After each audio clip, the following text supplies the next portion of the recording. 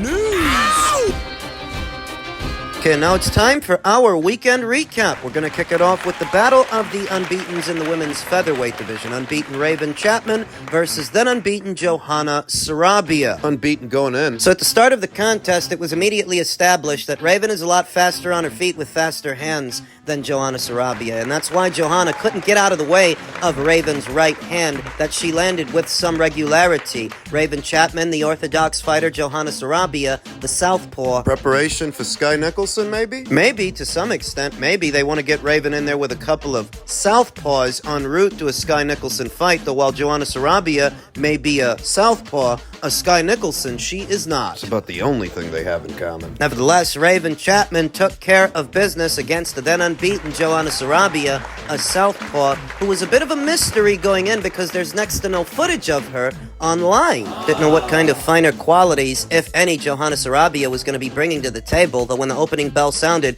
it really didn't matter to Raven. Landing the right hand with some regularity, stringing punches together with some regularity, punches upstairs, punches downstairs, a good variety of punches from Raven Chapman. I had it a shutout in favor of Raven Chapman. I didn't see a single round that Johanna Sarabia won. She's basically a piñata out there. Now, Johanna Sarabia was to Raven Chapman what Diana Vargas was to Sky Nicholson, a fighter with a respectable record, respectable on paper going into the fight, but a noticeable skills gap once the fight started, once you actually got a look at her. Almost immediately you could see that Johanna was out of her depth with Raven in all the ways that Diana Vargas was out of her depth with Sky Nicholson. It was that kind of fight, one-way traffic, a lopsided decision win. And I still see all the qualities in Raven Chapman that I think will give Sky Nicholson problems when the time comes. That she's a very herky-jerky fighter that likes to throw combinations. Very fast on her feet with fast hands, and throwing one or two jabs at a time while on the move may not be enough to keep Raven Chapman out and keep her off of Sky Nicholson. You have the WBC International Featherweight Championship. Would you like her belt? Oh, 100%. I'd like all the world title belts. You know, not just the WBC. The WBC is one of the belts I've got now, so I'd love to continue for that, but governing body, there's been a lot of hearsay things about what's been going on with that mandatory, so if we have to go through other routes to get a world title and come back to revisit that fight for even bigger, we'll do that. I've just fought 2 former world champions, 3 undefeated prospects. I deserve an opportunity now. Listen, whether it's Sky Nicholson or not, a world title is in your future. But just tell me this, final question. If that was Sky Nicholson in there tonight, what would have happened? Pretty much the same as what you saw tonight.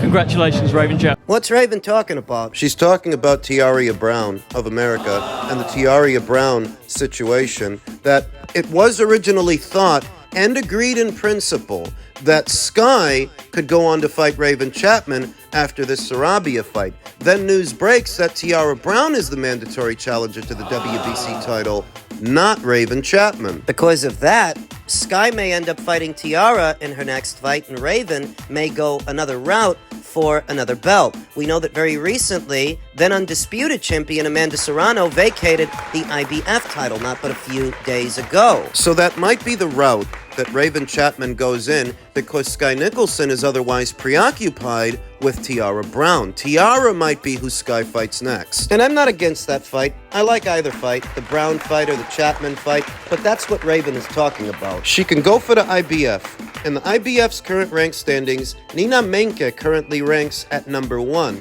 So if Raven can get Nina in the ring before the year is out, she can see herself crowned IBF champion, then bring that belt to a Sky Nicholson fight. And I'm not against that. It makes the fight bigger, and there would be more at stake. More titles. More on the line. As stated, Raven Chapman put on display yesterday some of the qualities and characteristics that I think will give Sky Nicholson a lot of problems, because Raven fights at a faster pace than Sky Nicholson, throws more punches per round Then Sky Nicholson, she's a combination puncher, whereas Sky is an outside fighter, a pot shotter, and a mover. Not big on power either. Thus, in imagining the fight, I see a situation where just 1 and 2 punches at a time on the balls of your feet may not be enough to keep Raven off of you. She's persistent. Congratulations to Raven Chapman for coming one step closer to fighting for an Alphabet title. Even if it's not Sky's Alphabet title, there are other routes to go in. And she's going to explore them. We then come to the main event of that same show, the heavyweight fight between Joyce and Derek Chisora. That delivered, as I thought it would. I looked at these two guys and how they like to go about fighting a fight, and I knew this would be a fan-friendly affair. Even if there's not a title on the line, you don't always need one. This was pressure fighter versus pressure fighter. A stylistic matchup you don't often see, but when you do, it always delivers. Always. The amount of people that turned up for a fight that was not a title fight. I mean, you could look into the crowd and see that they drew. They drew with this thing, and it delivered. The fight. Derek Chisora, a veteran of the sport and a remnant of the Klitschko era, back when both Klitschko brothers reigned parallel to each other as this division's champions. That's how long Derek has been in the sport, and that he's still here. The fight. I gave Derek Chisora the first 3 rounds on the premise that he was the busier puncher of the two, seemingly the sharper puncher of the two, even though he's older than Joe and a lot more weathered than Joe. That's a combination of things. Because it's really not that Derek Chisora is all that fast, so much as Joyce has always been all that slow. That even Derek Chisora, at this stage in his career, is faster to the punch and quicker to the draw than Joyce, and that has everything to do with Slow-Mo Joe. But even Derek looks fast next to this guy. And he did in the early goings of the match, so I gave the first 3 rounds to Derek Chisora.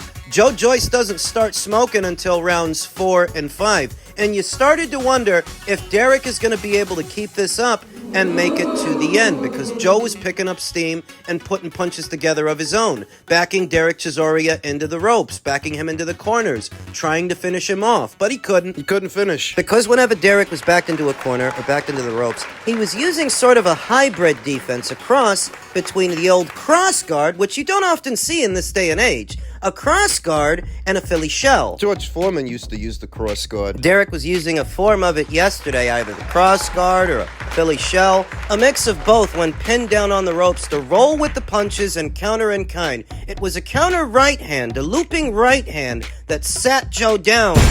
It's the thing about this fight and its aesthetic that even in moments where Joe was starting to come on and back up Derek Chisora, who was seemingly running on fumes for the last 5 rounds of this fight, Derek kept it competitive because he never stopped punching. Neither guy's a defensive wizard. Though when put to the test, there's a legitimate argument that defensively, Derek is better than Joe. That, at least compared to Joe, Derek's more defensively sound, fighting out of that cross guard, a variation of the cross guard and the Philly shell, to keep rolling with the punches so he's not getting hit too much. It's the weirdest thing. To the eye, Joe's punches were having more of an effect on Derek than Derek's punches were having on Joe, but Derek was getting off more often with more regularity, landing looping rights and left hooks, body shots. Joe took him well. They didn't seem to bother him all that much. Even though Derek was landing with more regularity, Derek's punches didn't seem to bother Joe too much, whereas Joe, whenever he did get in with a meaty punch, you could see how much it was taking out of Derek, but he kept fighting. Legend. With a cult following that puts asses in the seats in fights like yesterday's fight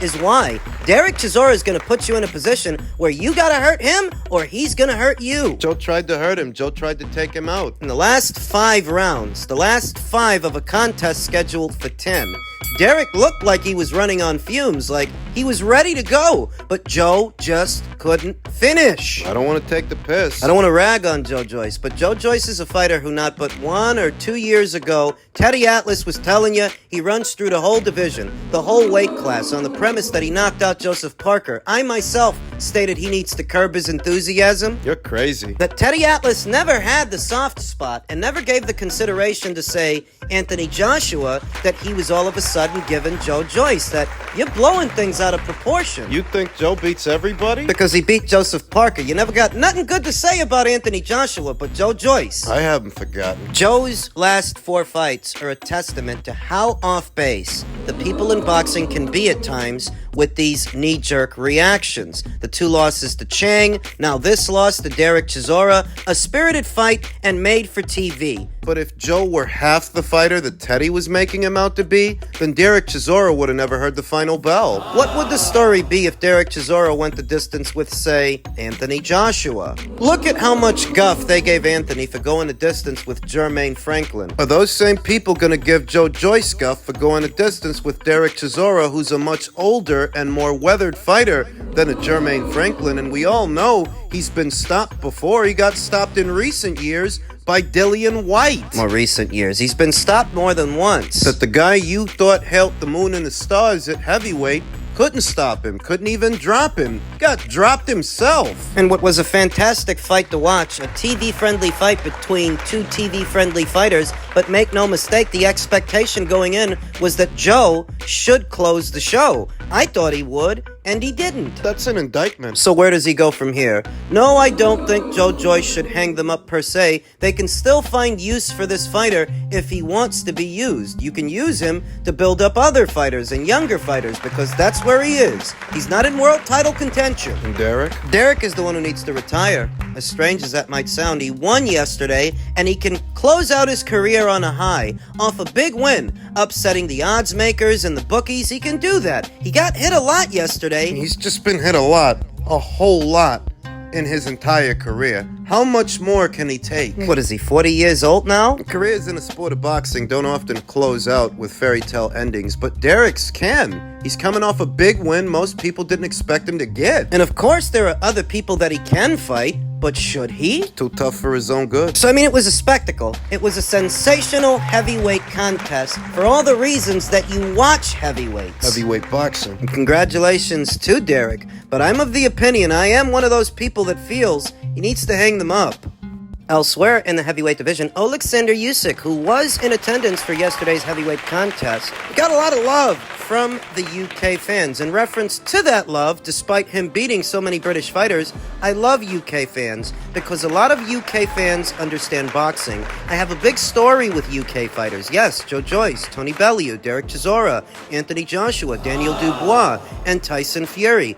But I love UK fans, the country. This is just sport. I have a community for my opponents. I respect these guys. Message them on Instagram. They're my rivals, but we're also friends. We talked about this in the live yesterday during the Chisora versus Joyce fight, and how the reason UK fight fans are the best fight fans around is because they're sports fans. At the heart of it, they're fans of sport. The American fight fan used to be this way, but somewhere between then and now, the American fight fan became more of a fan of the narratives and the storylines and the characters as opposed to the sport itself. You pay attention, Americans have, by and large, the worst boxing takes in boxing right now. And the most toxic boxing community. They're not even worth the trouble anymore in terms of finance. That in spite of their overall toxicity, it would be worth it if they were spending the money that they used to spend on boxing here today, but they're not. So who needs you? You don't support your own fighters, much less someone else's, so who really gives a rat's ass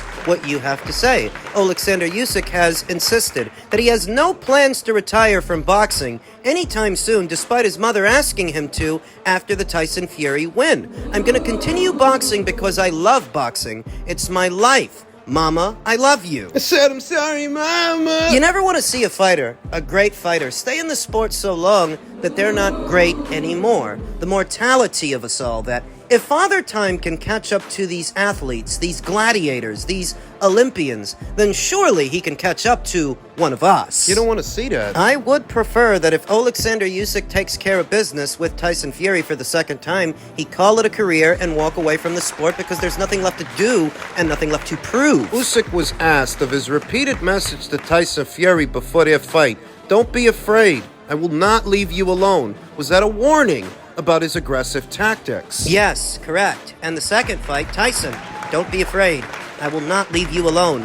Never. Ever. Going into the fight, I knew that Alexander Usyk is the noticeably shorter, stumpier fighter and the much lighter fighter of the two, outweighed by Tyson Fury. He would have the difficult assignment of closing the distance on Tyson Fury and staying with him, staying on him, because Tyson has enough height and enough length that if you try to box him from the outside, you're a sitting duck out there. No, you have to get inside on him, and he did, with his aggressive tactics. The same will be true in a rematch. Same assignment. So the question then becomes, having now fought Alexander Usyk, can Tyson Fury come up with the strategy to remedy that? The answer. And I don't think he can. Usyk has responded to people on social media thinking he was using an inhaler in the corner during the Tyson Fury fight, when in fact he was just kissing his crucifix. Stupid people. Listen, I never used any banned substances. Never. I'm clean. The cross is my doping. My belief is my doping. My family, my team, my country.